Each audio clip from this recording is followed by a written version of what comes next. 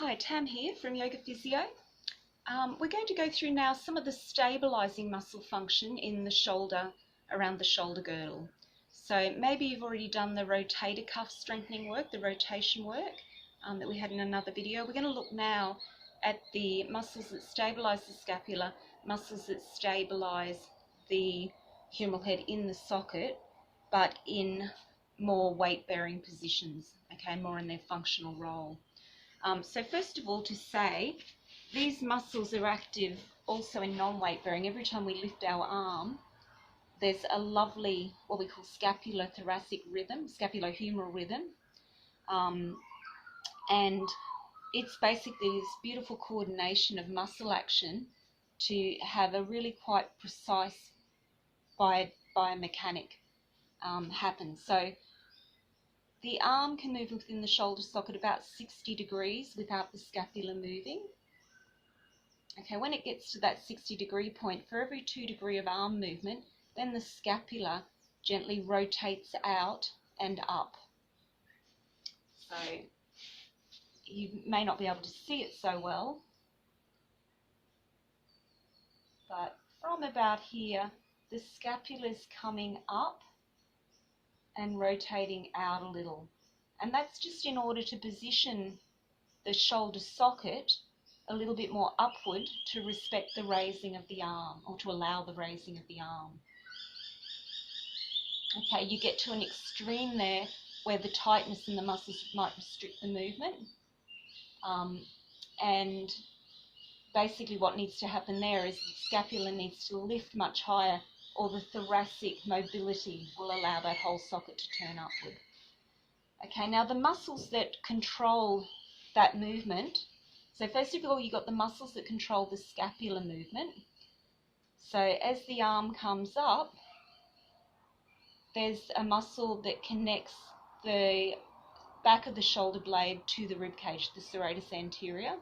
Okay, so that stops that classical winging of the shoulder blade, and that can happen in non-weight bearing.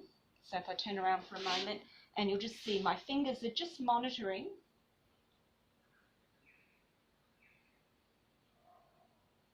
the scapula, so there's no winging outward. Okay, and that's got much better in my body. It used to be a little bit weak. Okay, now the other muscle that affects the scapula is the trapezius, particularly the lower trapezius. When the arm comes up, that scapula starts to move outward. The lower traps pull it down. They contain the movement up. It's not that they prevent the movement up, but they contain it. So you get this nice kind of turning of a dial action where the scapula is not riding up too quickly or too prematurely, but it's a lovely coordinated movement. The upper traps release and kind of lengthen outward as the arm moves up.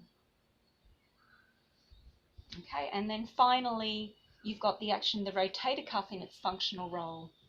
As the arm rises beyond that 60 degrees, and particularly beyond the 90 degrees, the rotator cuff pulls that humeral head down and in. So it's separate from the scapula. The scapular movement does this action. The rotator cuff pulls that humeral head down within the socket. So if you pop your fingers kind of on the back of the scapula there, and feel where the muscle goes up into the back of the arm, and you can feel that rotator cuff pulling the humeral head down, and that becomes much harder the higher the arm is. Okay, now there's various ways we can facilitate these muscles into action.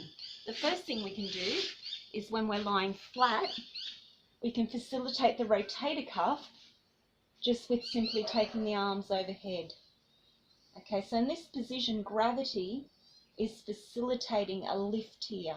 It facilitates the rotator cuff.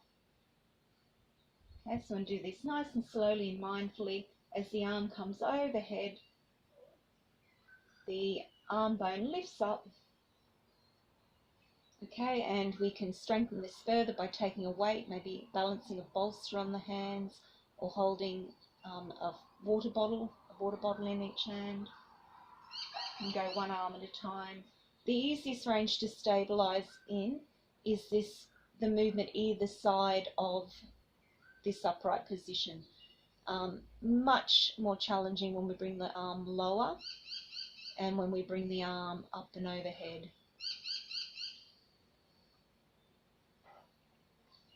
Now in this position, the scapula is stabilized by the floor, so we can focus specifically on the rotator cuff.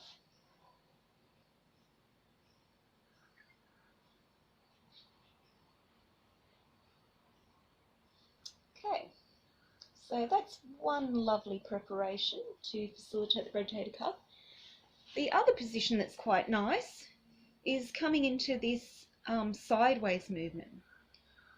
Bring the arm up and overhead, and again we've got these rotator cuff muscles here grounding down. Now just the change in the position of the body with respect to gravity again helps to facilitate a little bit of a lift. These are much easier positions to work with than even just an upright position like Warrior One.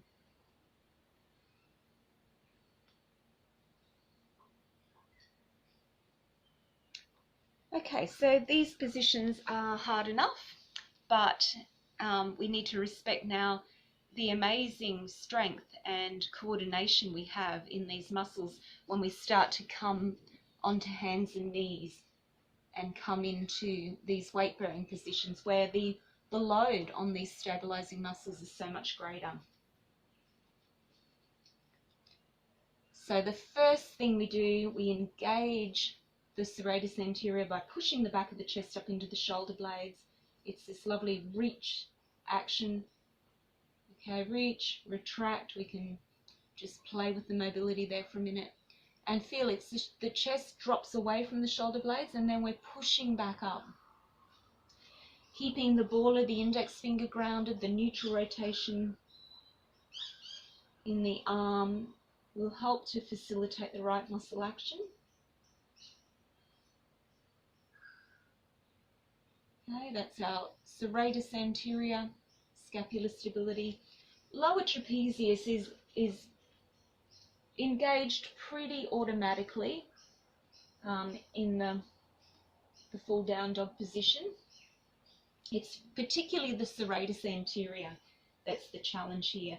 And as we move between the two positions, so as you're moving from hands and knees to down face dog, you want to first push up. Okay, the first action is a pushing up, engaging the scapular stabilizers, and then gliding back.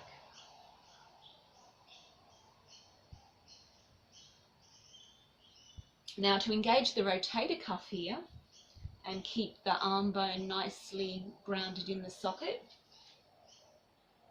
before we come up, we can just pull the hands against the resistance of the floor, draw the hands back to the knees. Okay, and you get that rotator cuff engaged there. And then as you lift up, just making sure you kind of carry through that feeling of pressing down and back. Shoulders broad also helps, the broad of the shoulders, the grounding the index finger down, all of that helps to facilitate the rotator cuff muscles.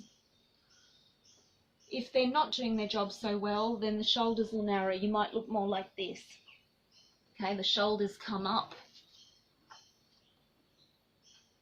Okay, that action as opposed to that action. Okay, my shoulders are much broader. I'm lifting up and back. I can feel those muscles in my armpits working. Okay, my arms are working strong there. Forearm dog is a lovely position. The pressing of the palms down in forearm dog also facilitates the triceps, the muscles at the back of the arm, and these also have a nice role in stabilizing that humeral head into the socket. Okay, and I think that again, that alignment then encourages the rotator cuff to do its job. On forearms and knees, we're pressing the inside border of the forearm down now, in addition to the index side of the palm. Really strong action.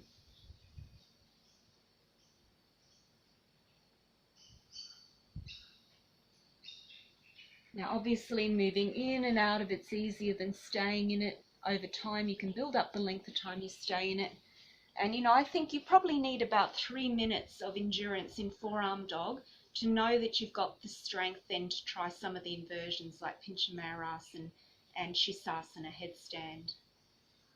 Before then, you're probably not going to have the arm strength. You're just going to compress into the neck or into the shoulders. All right, well, let's leave it at that for now. Have a fantastic day. I'll see you next time. Namaste.